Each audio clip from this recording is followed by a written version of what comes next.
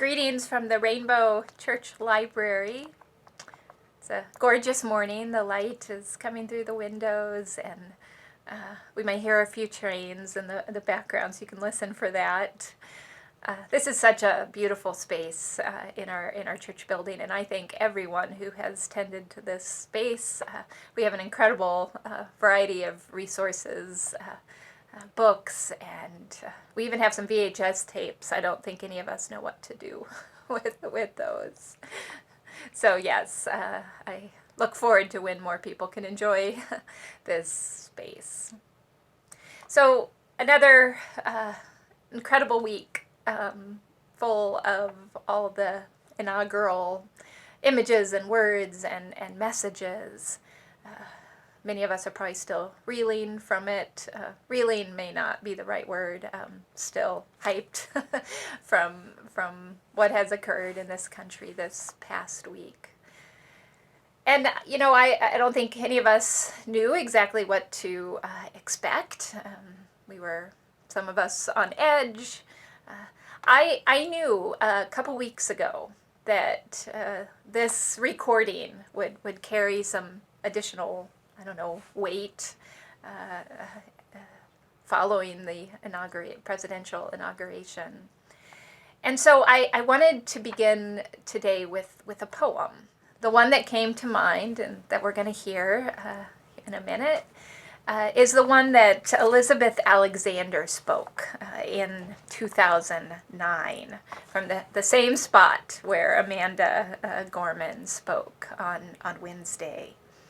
So Elizabeth Alexander was only the fourth poet in American history to contribute to the U.S. presidential inauguration. It was called Praise Song, and it's one that I have returned to over and over, just like many of us will probably return to Amanda Gorman's poem over and over. So I've asked Grace Parker Sutter to recite this praise song. Grace Parker Sutter is someone who knows the power of words. It's an English teacher. She knows the way language can elevate, embolden, and also how words can demean and alienate. So let's gather now in a spirit of worship and truth as we listen to Praise Song. Praise Song for the Day by Elizabeth Alexander. A poem for Barack Obama's presidential inauguration. Each day, we go about our business, walking past each other, catching each other's eyes or not, about to speak or speaking. All about us is noise. All about us is noise and bramble, thorn and din, each one of our ancestors on our tongues. Someone is stitching up a hymn, darning a hole in a uniform, patching a tire, repairing the things in need of repair. Someone is trying to make music somewhere, with a pair of wooden spoons on an oil drum, with cello, boombox, harmonica, voice. A woman and her son wait for the bus. A farmer considers the changing sky. A teacher says, "Take out your pencils, begin." We encounter each other in words spiny or smooth, whispered or declaimed, words to consider, reconsider. We cross dirt roads and highways that mark the will of someone and then others who said, "I need to see what's on the other side." I know there's something better down the road. We need to find a place where we are safe. We walk into that which we cannot yet see. Say it plain, that many have died for this day. Sing the names of the dead who brought us here, who laid the train tracks, raised the bridges, picked the cotton and the lettuce, built brick by brick the glittering edifices they would then keep clean and work inside of. Praise song for struggle, praise song for the day, praise song for every hand-lettered sign, the figuring it out at kitchen tables. Some live by love thy neighbor as thyself, others by first do no harm, or take no more than you need. What if the mightiest word is love? Love beyond marital, filial, national love. Love that casts a widening pool of light. Love with no need to preempt grievance. In today's sharp sparkle, this winter air, anything can be made, any sentence begun. On the brink, on the brim, on the cusp. Praise song for walking forward in that light. I listened to an interview with Elizabeth Alexander, I think shortly after she delivered this poem. And she said that the day before, she was doing a mic check, at the National Mall. And they had her, say a few words. So she recited another poem, a poem by Gwendolyn Brooks called Kitchenette Buildings. So again, this was the day before the inauguration in 2009. She's doing a mic check, and she says, "We are things of dry hours and the involuntary plan. Grayed in and gray. Dream makes a giddy sound, not strong, like rent, feeding a wife, satisfying a man." Well, then she said she continued the poem, which asks a profound question, which is, can dreams rise up through onion fumes and yesterday's garbage ripening in the halls? I'll mention that this poem is about people in Chicago. It's describing people in poverty in the 1940s, living in kitchenette apartments under really difficult circumstances, trying to imagine something else. Well, she noticed as she was reciting this poem that people all around her just suddenly stopped what they were doing. All those people who were preparing the space, who were picking up trash and setting up equipment and kind of doing the nitty-gritty of preparing for such a important event. People started to just slow down altogether, stop what they were doing. And when she was finished, people clapped. And it was such a memorable, kind of stunning moment of realizing again the power of words, the power of poetry. Here was a poem unknown to most of the people there, and it caught their attention in a way nothing else did or would. So I think we experienced that kind of power on Wednesday too, the power of words. I want to point out one more thing about Amanda Gorman's poem. She recited it almost like it was a song, right? She sung the poem with her voice and with her words, even with her hands. Listen again to what Elizabeth Alexander said in this interview that I'm quoting from.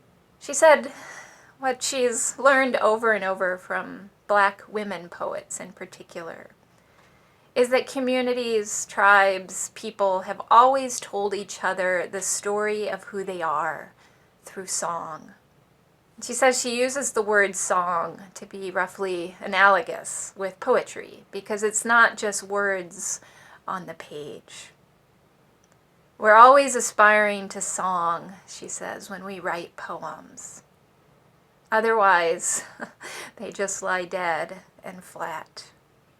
We want words to lift up.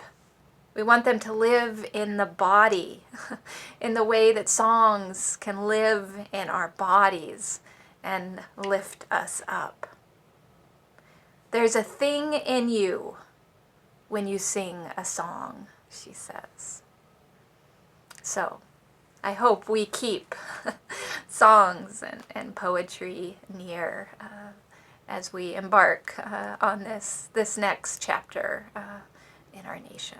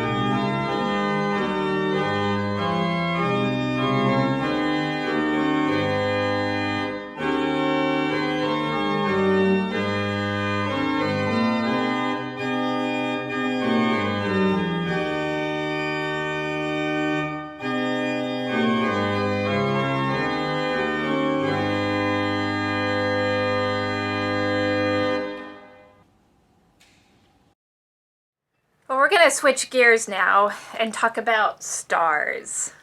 You might have noticed this. I went fishing for a star this week and caught one.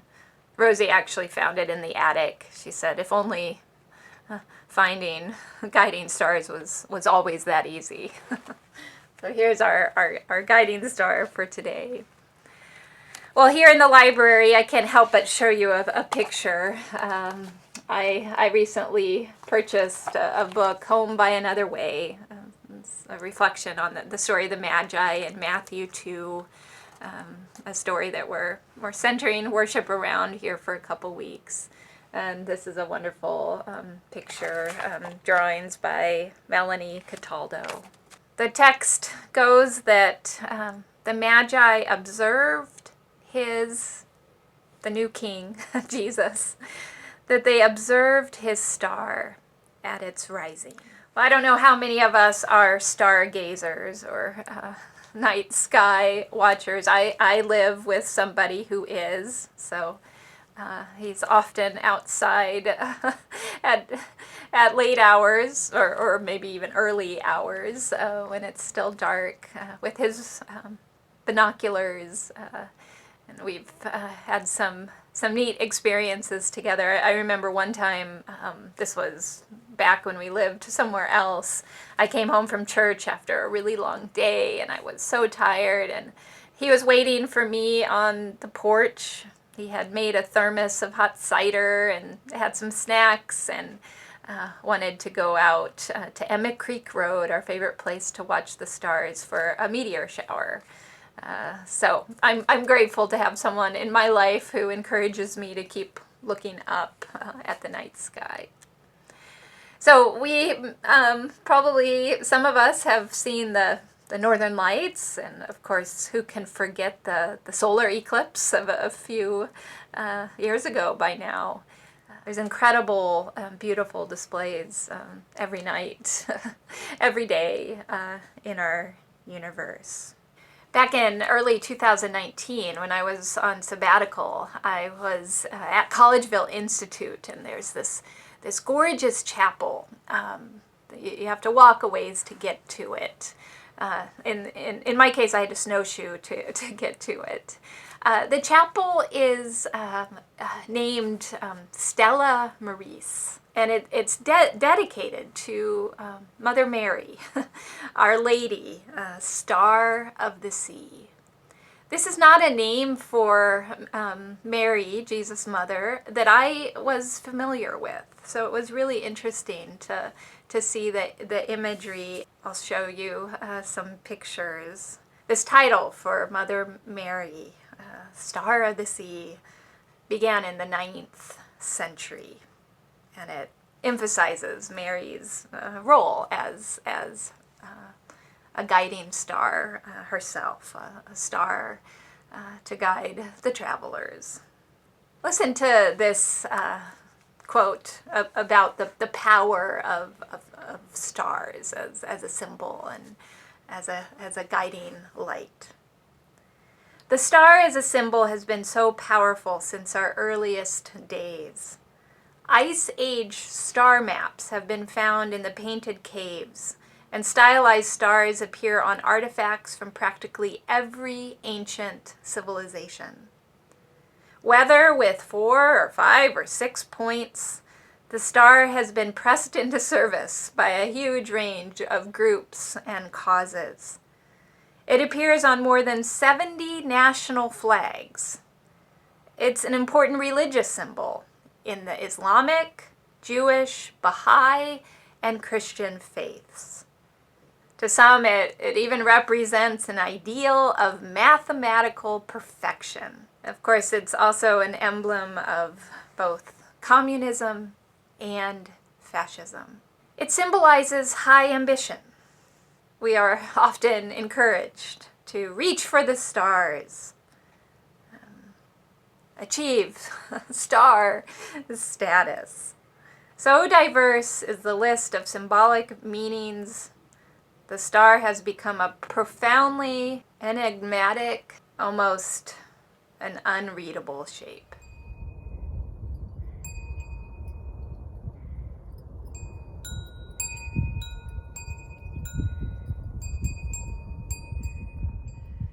This week I've been aware of the power of words and music, and especially poetry. The poetry of hymns is special because it has to fit a specific meter, and then when you try to add a melodic line, that helps it to be more memorable. One of the hymn writers who I find inspiring and often just right on with her texts is Shirley Arena Murray, who lived in New Zealand but passed away just last year. The hymn that comes next in this video was written in 2008, so it's relatively recent, but still I think it's amazing how it fits with this week's events. The author says of this text, and I quote, "Epiphany seems to be the appropriate time to consider how, in an interfaith world, people of every Abrahamic tradition relate to each other. When I submitted this to the editors of the New Zealand Hymn Book Trust, there was some critical debate by the editors about my reference to these 3 faith traditions in this hymn.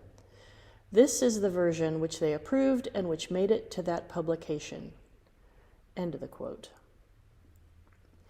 I love it when a hymn text stirs some good discussion. So maybe if we can't sing hymns together, maybe we can at least talk about them and talk about their texts. You might recognize the tune, so please sing or hum along.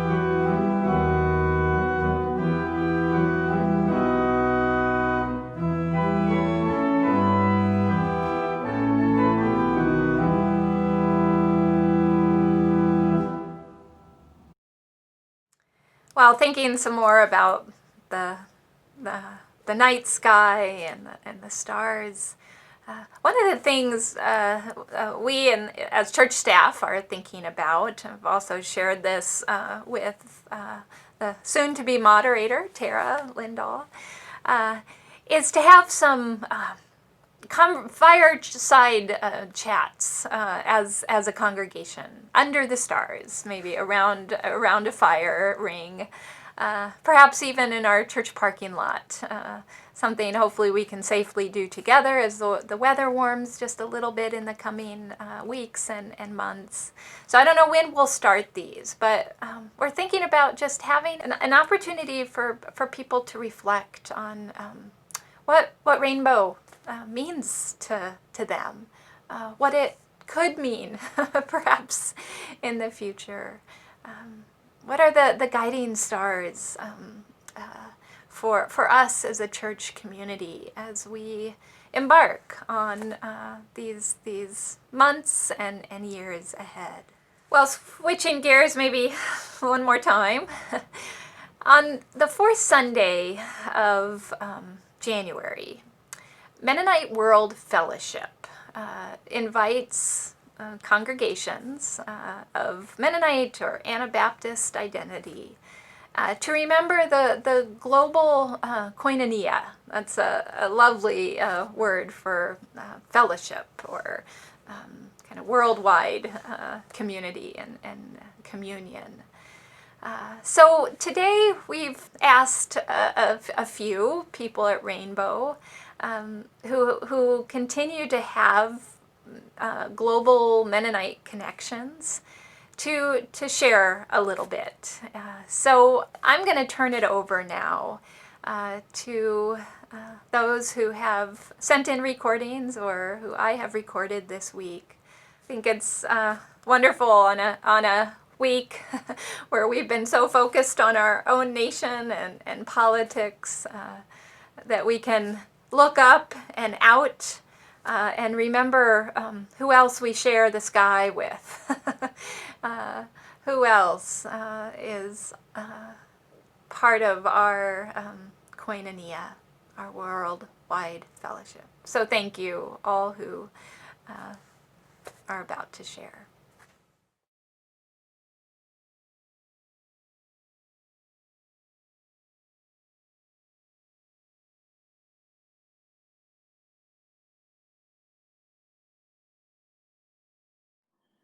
Hi there, Rainbow. Andy Toews here. Just have been having a conversation this evening with my older brother Nathan and his wife Leidy Munoz. Nathan and Leidy live in Santa Cruz, Bolivia, where they're the MCC country reps for MCC Bolivia. You guys want to take it away? Introduce yourselves, maybe.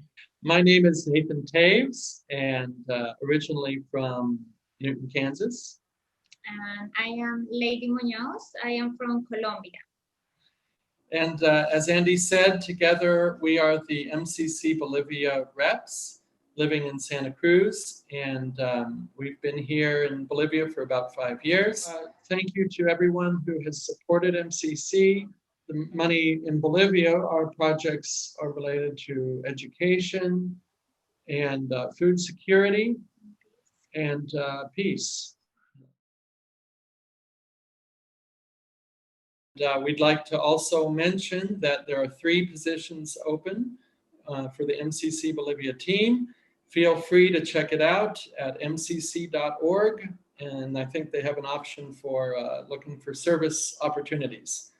If you're interested in a 1-year volunteer experience or exchange with MCC Bolivia, you can also apply to the SALT or Yamen programs, also through the mcc.org website. You can pray for the different communities that we accompany here. A lot of the families and participants in the projects we have already were living difficult lives in many ways, and the pandemic has augmented those difficulties. And so pray for the Mennonite churches here, for the the different after-school programs for low-income children, and for the different food security and gardening programs that work also with children, and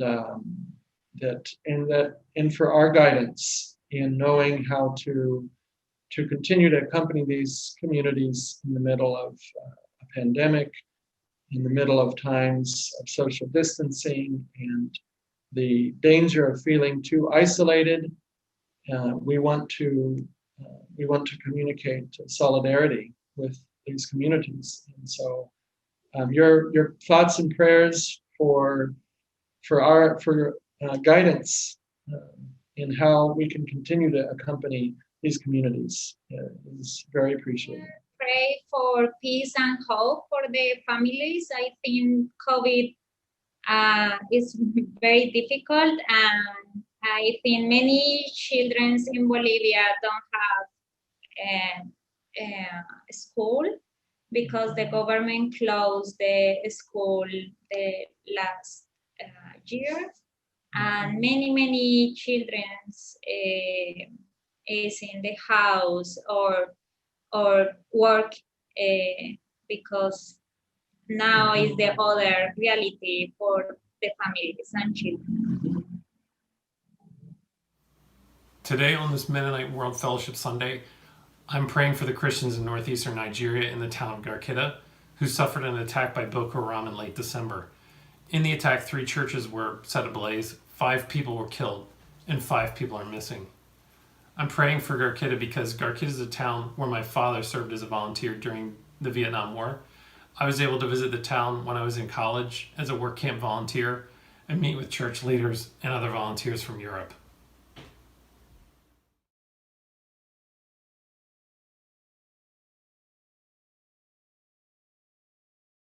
It's quite an experience. I wouldn't trade it for anything.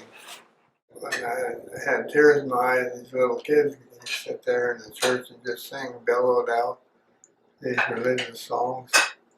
And they didn't think no big deal. Little kids that talented in church singing like that. That's what really impressed me. I mean, you sacrifice, we got a lot of material things here. America, don't worry about it. If you have a chance, go, you said. If you have a chance, go. Yeah. Don't think about it. Leidy natri chayatara manamo kushi. Leidy natri chayatara manamo kushi. Kushi manamo gao bajavo. Kushi banavo gao bajavo. You were a missionary, doctor? Yeah. Is that how you described yourself?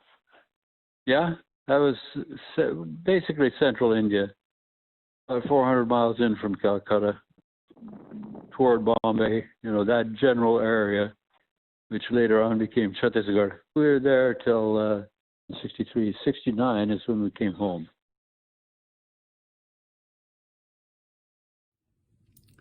Today, we celebrate Mennonite World Fellowship Sunday. What a wonderful day. I think of my small Mennonite world that I grew up in.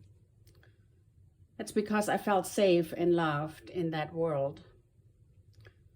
When I first moved to the US, I joined the San Francisco Mennonite Church and felt right at home. Language was not a barrier because the common vision was the same.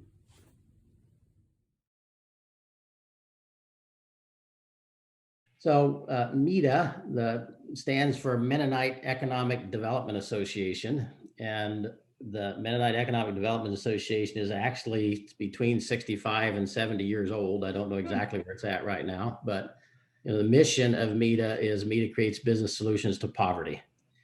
And so it is where MCC provides aid into those situations, MEDA tries to create sustainable sort of business solutions that will help elevate the community and the society and result in, better education, better healthcare, better standards of living, dietary capabilities, et cetera, protein.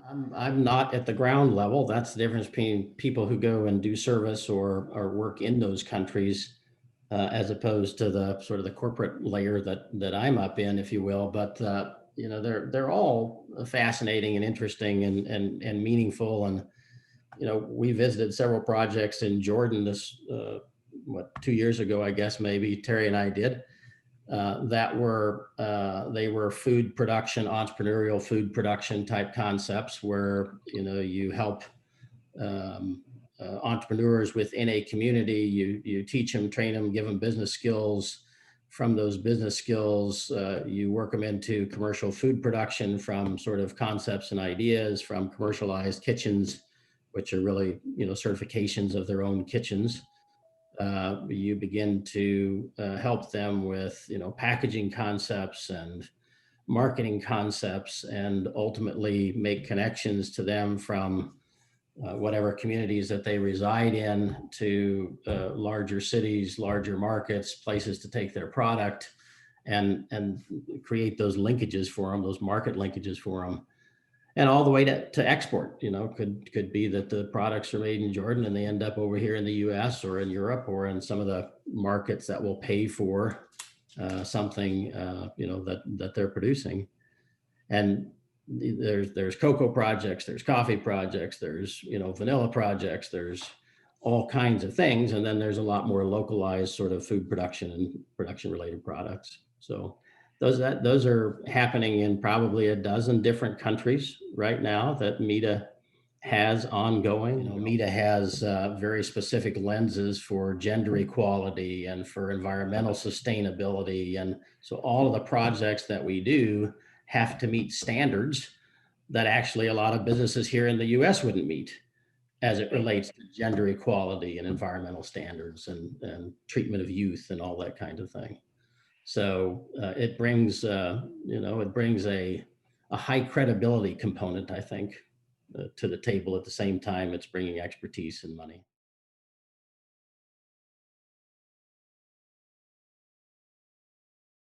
Sally and I went with Rainbow Groups twice to Guatemala. The first time was a work project in Guatemala City in 1999 to help build a dormitory for the Anabaptist seminary called Semilla, so that folks from Central America receiving theological training could stay on site. We worked with indigenous Quechua Mayans, several men from Nicaragua, all of us supervised by an old Mennonite from Belize. While we were there, his son was kidnapped. The Quechua men lived on the construction site.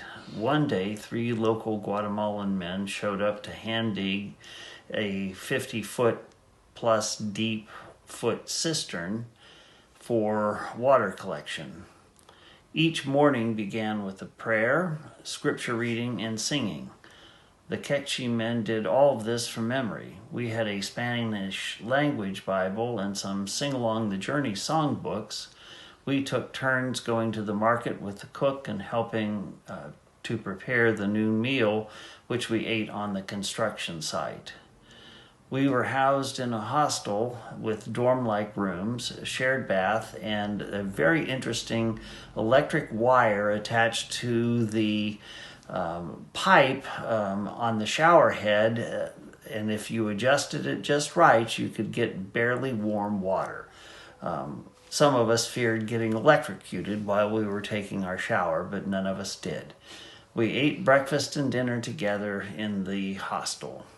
It was a time of camaraderie. It was a time of getting to know folks living in a completely different circumstances, the Nicaraguan men, the Quechua men, as well as getting to know those of us from Rainbow in a very different way.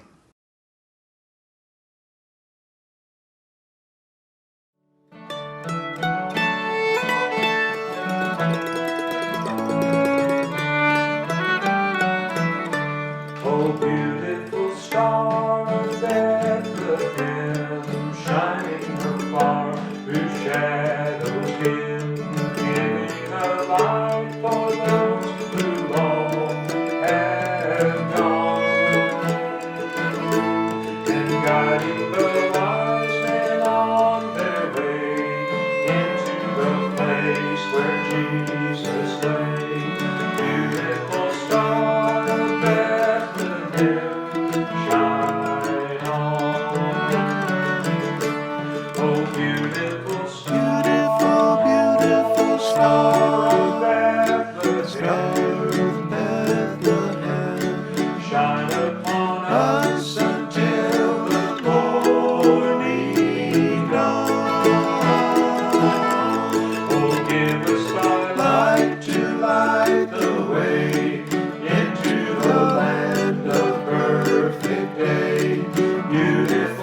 star of Bethlehem, shine on.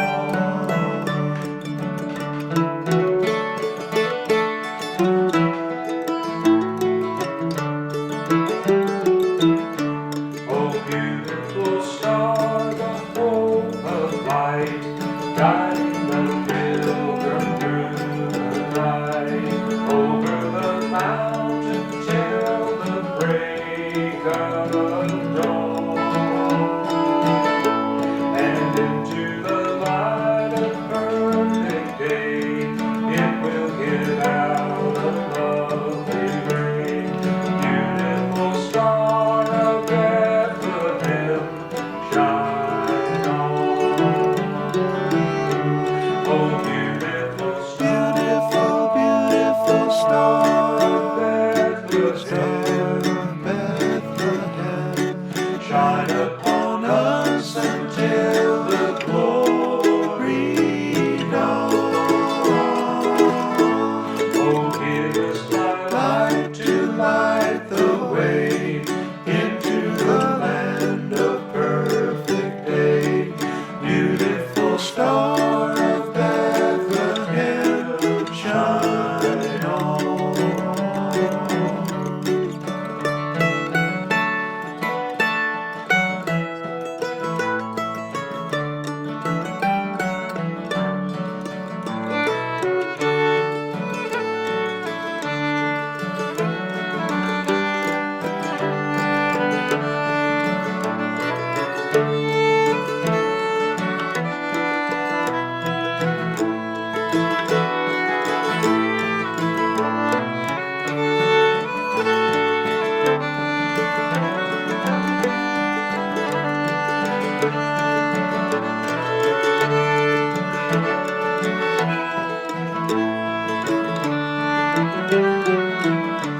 Oh, beautiful star, the hope of rest, for the redeemed, the good and blessed, yonder in glory when the crown is won. For Jesus is now that star divine, brighter and brighter he will shine. Beautiful star of Bethlehem, shine on. Oh, beautiful star of Bethlehem, shine upon us until the glory dawn. Oh, give us thy light to light the way into the land of perfect day. Beautiful star of Bethlehem, shine on. Oh, give us thy light to light the way into the land of perfect day. Beautiful star of Bethlehem, shine on.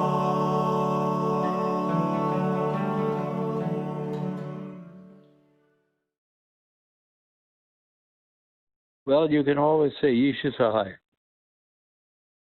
And that basically means God be with you. Sahai would come from Sahayata, aid. Yeshu Sahai, would be, may God aid you. The presence, the assistance of God, That's of beautiful. Jesus. Yeah. So Yeshu Sahai. There's not much more than that, is there? No, there isn't really. That's basic. Que Dios les bendiga. May God bless you.